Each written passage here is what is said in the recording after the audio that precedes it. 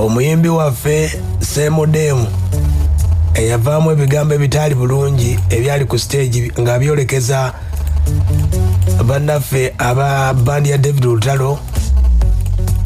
avuddeyo ne yeetonda nga bakulu basobola okuba ate nga bamusaba oba oliawo bangi nnyo tebabiwulira beefuula ne bagamba bakabejje naye kitegeeza omupiira gubeera 1-0 si bwe kiri we twasemba wano promotions manager yamusaba bw'ati yamugamba obubaka buno kyalina okukola alina kukola bw'ati era Semodemu oyo yagenda n'abakka omuzinda waliwo omuyimbi yali ku programu yange nalizaayo nali ndi ku stage bwe n'agumusikako bw'ati nze kye nakola nenzikirira wansi ku stage mangu ate nengumusika ku Semodemu nenga omwana era alina okukola ki yali alina okugenda ku stage owulira naye kati kujjukira omulenzi yali ali ku stage olwo David Lutalo yali agenda okuddayo mwoba obudde kati kochi jambo manija Lutalo nankubira nanga Charles soko jjeko wano otuzeyo Lutalo kati Semodemu akozesa omukisa ogwo nga mmaze okugenda eri njogere ne David Lutalo nti yazzaako kati ajja kati agira ye musinga nange bwalina ekisa okuteekayo kale namuwachaza waliwo kabulidha ako awo okola nti Lutalo nkyali kyamaliza ne Lutalo agenda dda ku stage naye naaga kamuwe chance akole ki agenda ku stage abuze kuba muntu we bemanyi bajja kwesanga kuba muntu we kati mbandi eri ne David Lutalo mpulira ku stage wakoze eki wacyankalanye nkomawo bwe sabagamba ati Semodemu asemu waya muki obandi yiki ngamba yiya tebuzi babinyonyolamu awo nengamba naye abayimbezi kiyinza obbakubiriza b'emasaka babonna ne Uganda ekiri kimu eki mpisa omuyimbi bw'otaba na mpisa naffe abategesi ffennyini tugenda babuula aya bwe kyali bwe kityo ne bamusayira n'amagezi ne bamugamba bwe bati tugenda babuula tujja kutegeera nti gundi wakoze effujjo mu show ya gundi omuyimbi yakoze effujjo mu show ya gundi tujja kudda tetujja kuteeka ku posta tujja kuteeka ku programu zaffe mu bivulu byaffe nti kuba naffe ffennyini twatwalanga bedesho twalitwalanga abani twamuwula kuva mu gw'omukaaga ng'alanga buli muyimbi yenna anayimba mu kijjobi ajje ku radio yekole ki yewandiise abeere ku programu kate munange ofunye akakisa emusa kwatiddwako ekisa nagamba waliwo ka space kano jangu obuuze ku bantu olwadde okoza chance eyo ng'omuyimbi ow'empisa n'obabuuzaako kala nange nze gundi muntu agire biti nate okudda n'oyimbira n'otandika okuyimbira ku stage zemba ndaga ekintu ekitukola ekikola amakulu ate ekina kalyoyo gekitwala mu maaso ekitegeera abadde akozesa platform eyo nanga bwagamba nti ye manager wa band yabadde akozesa omukisa ogwo okumarketinga bandi ye okubasaba obuwagizi kuba kyemmanye Semodemu aba butagenda ku stage era twali kyalibaddewo aya basi ze zimu ku nsonga nga bwe zaali lyonna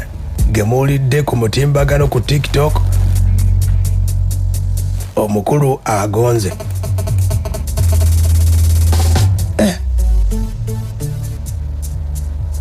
ulira bulungi tewali amukase atandise bw'ati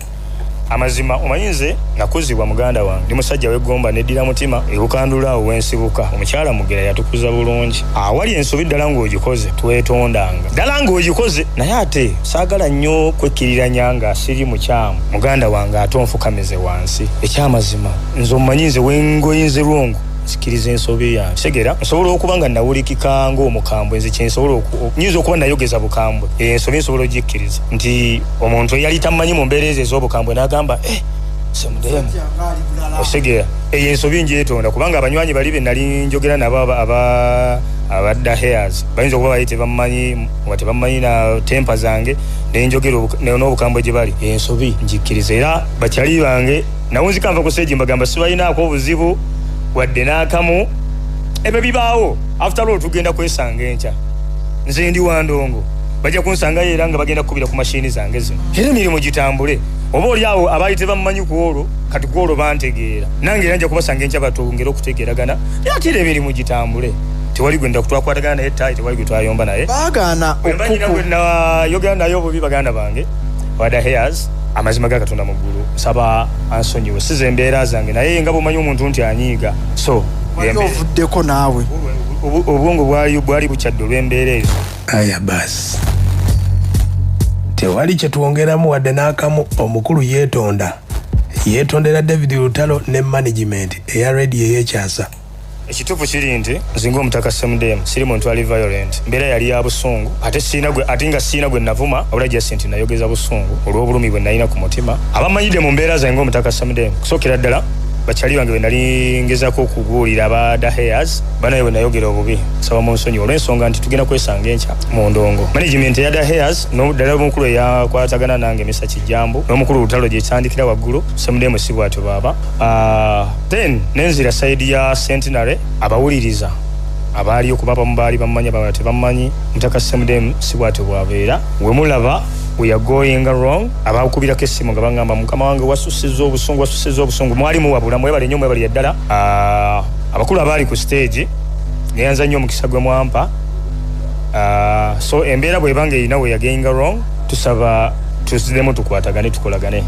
mu mbeera yonna. Kuba buli omu yeetaaga munne. Aya kitegedde omukulu wano nga nnyonnyola nti ku stage akyatubuuliramu gwe sooka owulire. Oyiseewo ebibyo olange ne Blessed Band bakuwa emirimu na biki. Kitaali kibi wadde n'akamogo mu kiseera nagweyanza naye ensonga lwaki gwogamba nti yeye yakugamba nti jangu obuuze bubuuza ku ki ku bantu. So ngweyanza Robike ate bw'oya wange kyali wange kubanga tuzinga tuwengana opportunities. Ankubira kasimu naddanga gunkwatako muganda wange waliwo banene abagala bandi kati bwe bwa Sserugando bwera mweyanza ebbanga lyonna kuba bandi yaffe bagikirizamu. So naye bwe nayogeza obukambwe bwe nayogeza obusungu bafaani bange bafaani ba Blessed Band bafaani b'omutaka Semudemu mutumanye ebbanga lyonna si bwe twetwesa. Ensonga za kwetonda zokka. Ambuzezaako nti lwaki we yagenda ku stage tiyakola kintu kirala kyonna atunnyonnyolamu. Nakola ku mirimu mingi. Nali DJ nali MC comedian segeera kati nali nsobola ogenda ku stage obivaamu ebyo nembivaamu nenconcentrating eno ku live music nda mu music wange nga Semudemu. Kati bwe mba nabiwumuza nembiteeka wansi ku show kwaliko ba DJ aba radio ne ba DJ abaketto kwaliko ba MC baako nandikoze guliwo obudde obwo kale abantu okundi organizinga njagala essaawa eno concentrating abantu bwe bamanyidde ng'omuyimbi bwe ba opportunity y'okuyimba yali egaanye nali sisobola kunyigiriza kukola kirala ate mu byo kyesisobola kakati music baali bamuyina bw'oli tegeka ekivulu n'ompita nnyimbe n'ensangawo mashini zizino eza live band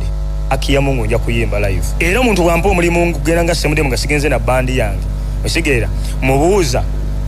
waliyo live music wali tugenda kuba live oba tugenda kuba CD. Aya basi ye mukulu oyo wabula agamba mbonze yasinga okusajjula embeera ate omulimu gwange gwakola mawulire gana agakwatagana ku batutumufu nawe watutumuka ku lw'ekivulu ekyo ssebo. Era agamba mu mboozi ye agamba abeetondera naye agamba nze yaleeta embeera eyo ate gwe mulimu gwange. Omupoliisi akwata okoze ensobi ate lwaki omunenya ulira ozina akatalekeka kubanga essaawa eno omuntu gwe nyinza okuba nga nsongako asajjudde embeera eno yonna ye mukulu eyabiteeka ku mpewo n'ayogera n'ebitaaliyo biki mbadde mukwatagana omuwe emirimu oluusi MC oluusi naye baagala abantu bamulabeko ng'aweereza ku mpewo aweereza tebamulabako bamutegeka ajje bamulabeko. Twesanze ku stage tunatunulako tutya nze nno kyenteesa nga bwe tubadde babwoya nga tuwabulagana mu mbeera emu nga twesindikira emirimu tuti nze nsuubira bwe kyandibadde amawulire gonna ge wanjogerako agatali matuufu ge wanjogerako ebitali bituufu nsaba nga bwe wagambye neetereeze nze kati essaawa eno ndikwetereeza. Aya amawulire agatali matuufu ate ne weetonda. Agambye agenze ne mu studio n'akolayo akayimba olw'embeera oba yakakoledde nze lwakuba sinnakafuna nalibadde nkabakubira kubanga omukulu yeetonze. Akayimba kali katya oluyimba olwo lwakankole naluyimbye okwekkakkanya nti sijja kuwuliriza bigambo kankole nve ku bigambo byabaki kubanga abantu omuntu abayimbi abalaba obawulira obusungu obwo abutwala n'agenda mu luyimba n'avuma ng'alumba na direct n'erinnya ly'omuntu yennyini n'akolaki n'alyogera. Naye mu luyimba olusamation nze kulimba lwa muntu n'omu abantu badde bagamba naluyimbidde Robike ne saaluyimbidde ye sinaluyimbidde kale abantu abayinza okweyisa mu ngeri eyo okuwagala okwonoona omulimu gw'omuntu oba okwonoona erinnya ly'omuntu. So naluyimbye nga nduyimbira abantu era ojja kuwulira message y'oluyimba olwo ngamba abantu tukole nga tetuwuliza bigambo byabwe. Kale lwakuba erinnya ndowooza alisobyamu olumu agamba Banike Rabike naye akayimba akafulumizaako mu kanoonyeeko ku mitimbagano gye ekirungi yeetonze ceasefire guba guwedde kyetwali tunoonya era kyekisinga bw'omanya ensobi yo ne weetonda